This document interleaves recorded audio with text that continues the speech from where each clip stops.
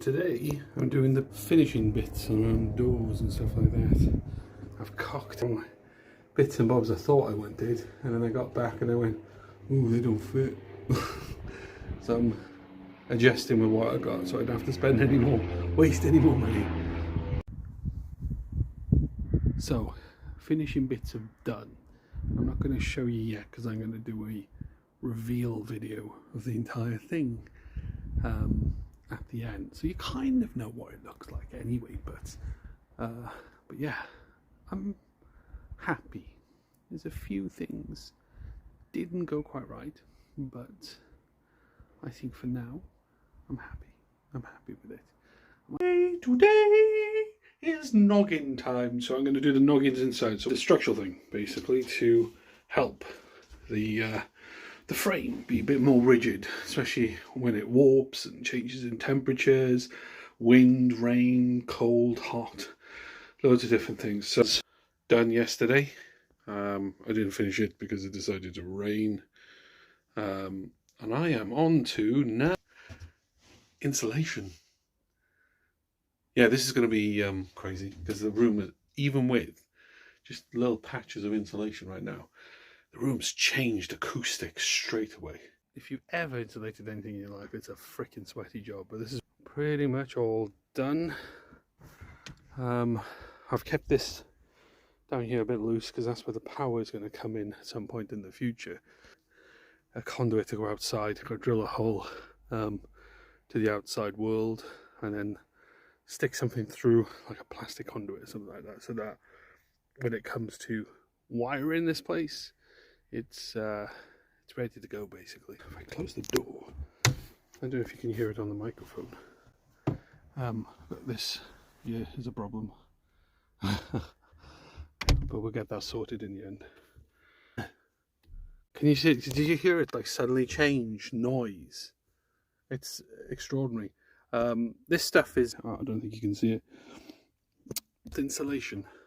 I was looking at acoustic absorption stuff because I want to, at the end of the day, I want to be in here playing a bit of music, having a laugh, doing some work quietly, kind of just contemplating life, but having a nice little space where it's quiet basically. And standard insulation seems to have done it. So yeah, I'm impressed. At this point, it feels like I'm camping, but no, it's a vapor barrier because it's a low occupancy room. But things like insulation and wood can still rot. Just the air you breathe and just dampness in the air can still rot it. So this vapor barrier just protects it, gives it an extra layer of protection. And that's my job today, is to put a vapor barrier on. Yeah, hot, sticky and weird, and you can't see much what you're doing. So yeah, I'm gonna crack on. Yoo-hoo. There is my, Jesus Christ, that's fucking horrible. Feels right. I'm hoping I've done it all right. I was trying to pull the plastic tight. Apparently it doesn't go as tight as you want it to go, especially if you're fingers crossed. When I get the plasterboard on, I can see what I'm doing. But you know, trial and error, we'll work it out. On to plasterboarding. Good evening, because it's evening and it's getting dark. Look at that. Look at that. It's some good bits and bad bits. You know, I'm not going to pretend I am a plasterboarding expert. A lot of stuff is going to get filled with filler, so it's 90% there. So this is the bit I was telling you about with the door. You see the bit with the door? So it does clip. I think it's about here. The door gets very close here. So if there's plasterboard here, the door will clip it. So I've got to work out a way now and making a little notch somehow in there. I'm going to be quite frank with you. I hate plasterboarding. Oh my God, the stuff is just... You know, I used to watch my dad do it, and to be quite frank, he was really good at it. I mean, you literally just a tiny slice into it, and you can, and it breaks apart. If you're a plasterboarder, or you know how to plasterboard, honestly, if you could do it well, freaking good on you, man. Seriously, building this is the worst job. I can't stand it.